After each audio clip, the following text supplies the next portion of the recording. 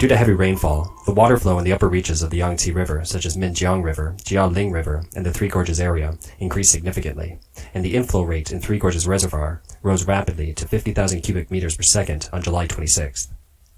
As a result, the Bureau of Hydrology of the Changjiang Water Resources Commission officially announced that the Yangtze River flood, number 3 of 2020, was formed in the upper reaches of the Yangtze River, and the maximum flow into the Three Gorges Reservoir was expected to be around 60,000 cubic meters per second on the evening of July 27. In anticipation of the new flood peak, the Three Gorges Dam increased its water discharge beforehand, and on July 24th, the water outflow from the Three Gorges Dam soared to 45,600 cubic meters per second, setting a new record for this year. Netizens have estimated that the Three Gorges Dam may have opened 9 floodgates to release floodwaters. On the morning of July 26th, about 100 kilometers upstream of the Three Gorges Dam, Jiangcheng County in Hubei Province was hit by heavy rainfall that caused the local Guangrun River to overflow, flooding the country's main road and sweeping away many cars parked on the riverbank.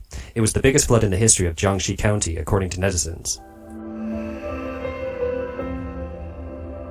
A netizen filmed the resident of a one-story house along the street in Jiangxi County. The water had blocked the doors and windows. The resident stretched his hand out of the window. The rescuer released the rope to pull him out, but the doors and windows can no longer open because of the pressure of the water. He later came out through the front door, but was not completely out of danger at the time due to a jammed burglar-proof window in his house. People complained on social media that the most vicious thing was that the government secretly released the flood without informing the citizens to evacuate early, because it would save the cost of compensating them for their property. By making man-made disasters seem like a natural disaster, people would then thank the Communist Party for the help and aid. Heavy rainfall in the middle and lower reaches of the Yangtze River, coupled with the convergence of flood number 3, has resulted in high water levels in Wuhan, Nanjing, and Shanghai cities, making flood diversion inevitable. Now we are only worried about flooding in big cities, but also about the poor people in flood-prone areas. Anhui Province, located in the middle and lower reaches of the Yangtze River, was sacrificed to keep Nanjing and Wuhan cities safe, causing farmers to lose a lot of money. A young man from Anhui took to video to express his discontent. 我一直不好意思跟老乡们说，因为全网都在宣扬为安徽人点赞，安徽人舍小家保大家。但是对于我们农民来说，种这300亩田的水稻真是倾其了所有，承包费、种子费、农药费、人工费，它就这样被淹在了水里。我们真的不知道该怎么面对接下来的生活。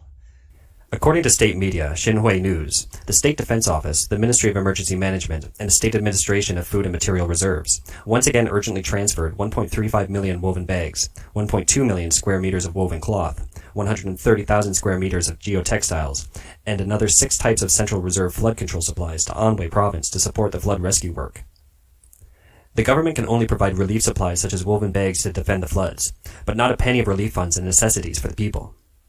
According to official data from China's Ministry of Emergency Management, from June 1st to July 22nd, the floods caused over 4.5 million people in Jiangxi, Anhui, Hubei, Hunan, Guangxi, Guangzhou, Guangdong, Chongqing, Sichuan, and another 27 provinces to be affected. 142 people were killed or missing. 35,000 houses collapsed and incurred a direct economic losses of 116.05 billion won.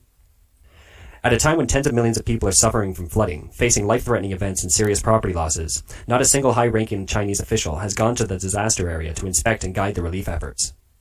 Xi Jinping visited the Jialing grain base in northeast China from the July 22nd to 24th, inspected a military school, and visited the Sipping Battle Memorial Hall of the Chinese Civil War, during which he talked about preserving power. Since June, China has been besieged by floods at home and has fallen out with the US and its foreign relations, and the international community is re-evaluating the relationship with the Chinese Communist Party. In the eyes of the CCP officials, the people in the affected areas can just be sacrificed at any time, and what they really care about is the stability of the regime.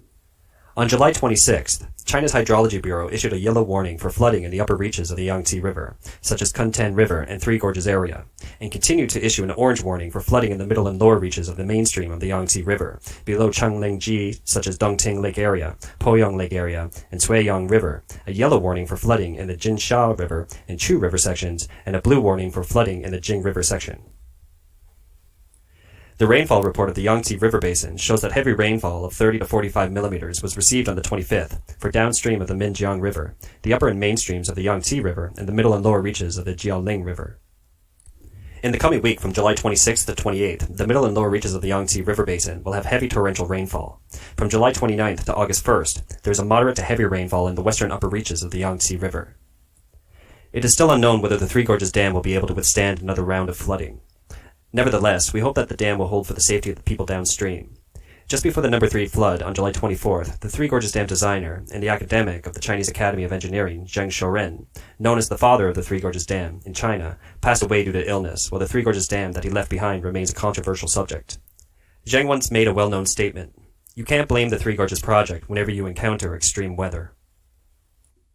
Dr. Wang Weilao, a renowned Chinese hydraulic expert, wrote that the current public outcry is not a general, abstract blame, but has specific reasons.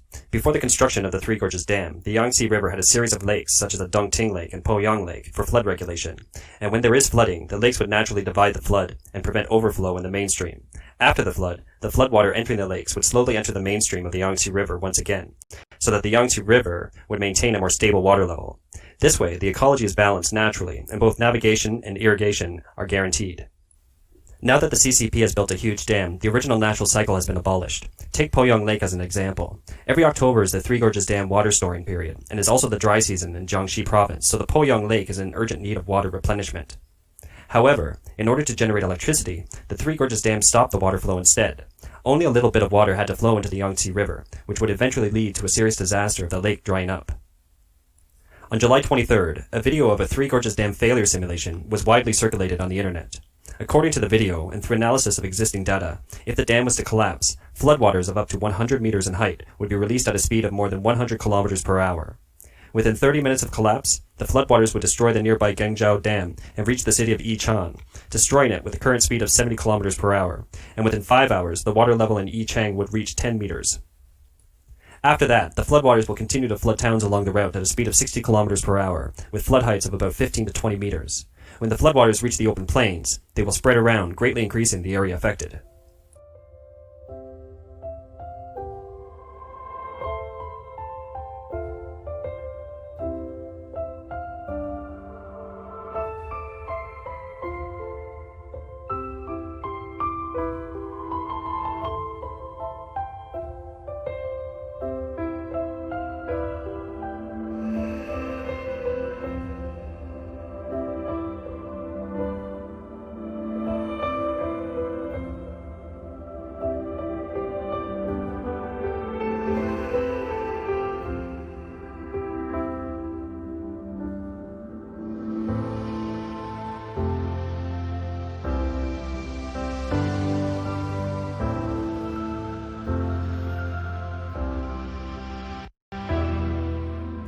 The video caused quite a stir in the internet. Anhui province's first-line flood control personnel told foreign media after watching the video that it was most likely a simulation made by semi-official agencies. The general public cannot make such professional projections.